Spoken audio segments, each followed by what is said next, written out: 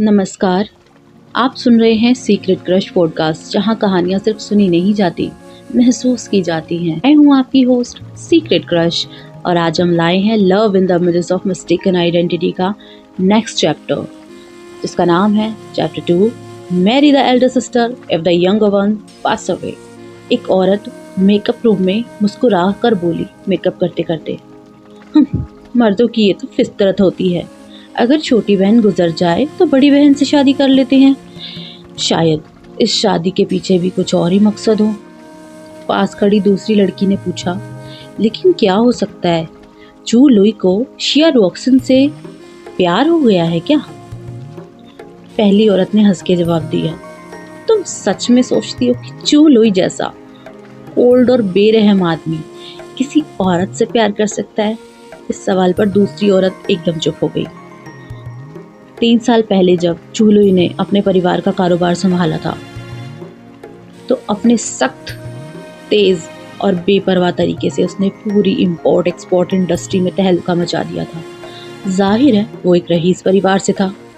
ऊपर से उसका सुडौल शरीर, आकर्षक चेहरा उसे शहर का सबसे चाहिता बैचलर बना देता है। लेकिन सब जानते थे कि उसके दिल में सिर्फ एक ही लड़की थी, यिक्शुआन, शिया यिक्शुआन। वो शिया परिवार की बेटी थी, लाडली बेटी। लेकिन दुर्भाग्यवश शादी से पहले ही वो एक सड़क दुर्घटना में मारी जा चुकी थी, यानी कि वो मर चुकी थी एक एक्सीडेंट में। उसके बाद शहर की हर लड़की को लगा कि अब शायद उनकी किस्मत चमक जाए। लेकिन सबको हैरानी हुई जब चू लुई ने उसकी बड़ी बहन से शादी करने का फैसला लिया। यिक्शुआन की बड़ी बहन शिनशिन शिया रॉक्सन से शादी करने का फैसला। मेकअप रूम का दरवाज़ा बंद हुआ और एक सफ़ेद जोड़े में लिपटी एक फीकी पड़ी दुल्हन चुपचाप अंदर आई। कंधे से फिसलती ड्रेस, उभरी हुई हड्डियां और आंखों में आंसू।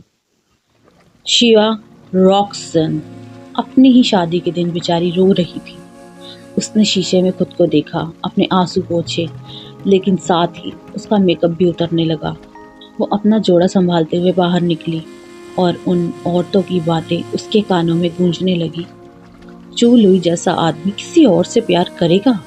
क्या करेगा? क्या सच में करेगा? ब्राइडल रूम में शिया रॉक्सन शांत बैठी थी। लोग उसके चेहरे को सुंदर बनाने में लगे थे, एक के बाद एक लेयर, ताकि वो एक परफेक्ट दुल्हन लगे। लेकिन उसकी आंखें उसकी उदासी को छुपा नहीं पा रही थी। बगल में बैठी उसकी सबसे अच्छी दोस्त जियांग याओ ने कहा, रॉक्सन, क्या तुम्हें वाकई उससे शादी करने जा रही हो? तुम्हें पता है ना वो? जियांग याओ ने चिंतित होकर अपने बालों को घुमाया।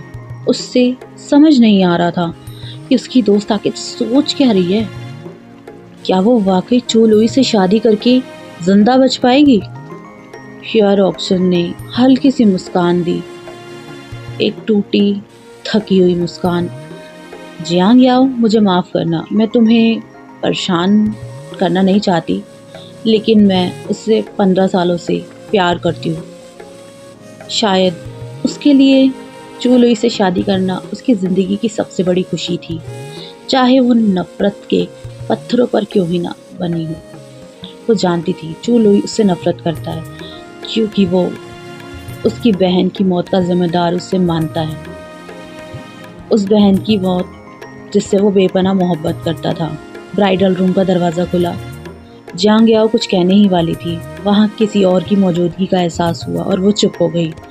शिया रॉक्सन ने नज़रें उठाकर कहा, जियांग याओ, क्या तुम थोड़ी देर के लिए हमें अकेला छोड़ सकती हो? मुझे अपनी माँ से कुछ बात करनी है।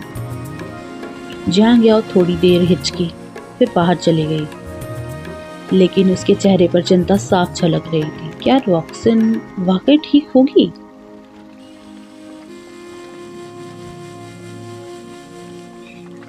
शेन यिजुन, यानी कि रॉक्सन की मदर, अंदर आई।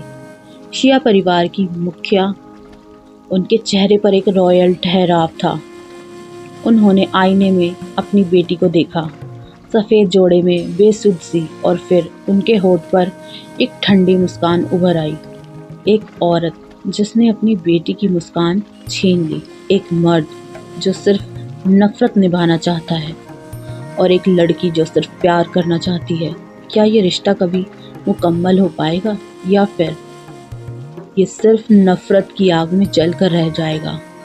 जानिए इसकी कहानी का अगला मोड़ अगले एपिसोड में। अगर आपको ये कहानी पसंद आ रही है तो प्लीज़ हमारे पॉडकास्ट को सब्सक्राइब करें, लाइक करें और ज़रूर शेयर करें, ताकि ये अधूरी मोहब्बत और दिलों तक पहुंच सके। मैं हूँ सीक्रेट क्रश और आप सुन रहे थे सीक्रेट क्रश पॉडकास्ट, जहां हर कहानी एक दिल की आवाज़ है।